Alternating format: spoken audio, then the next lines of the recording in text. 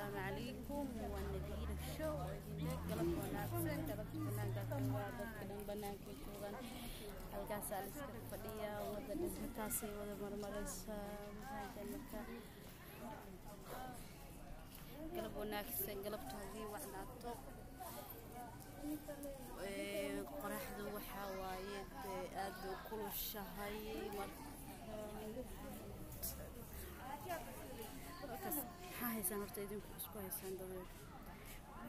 waxaysan isu sheega halkaas iska fadhiyaa Malaysia iska xayiranahay qaxooti waa iskaga ahay stress ka naga tusa inaan YouTube-ka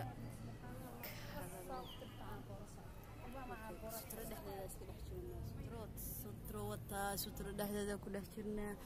sutro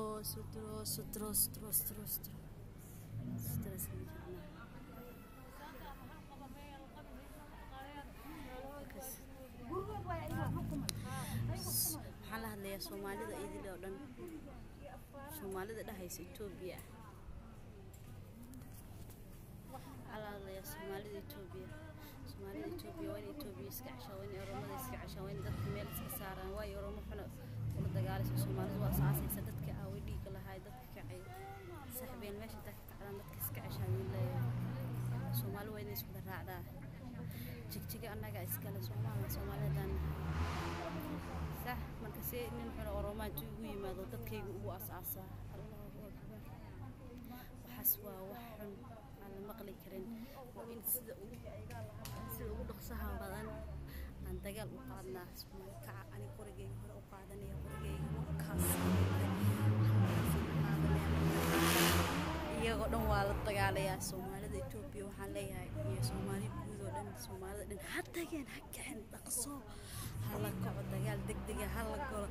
dhaqso dagaalka lagu galo ma fahanteen marka waxaan leeyahay Soomaalida dhan dagaal dhaqso ha gasho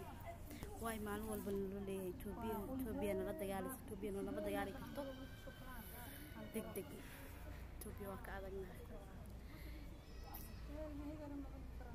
inka soo jeedaade gaacsa qays bashay waxaan ka soo jeedaa ma fahanteen saaxiibayaal hada waxaan leeyahay meesha ka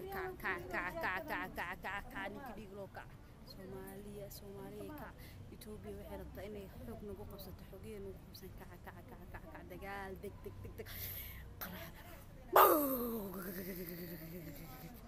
qarax degdeg lagu dadka maxaa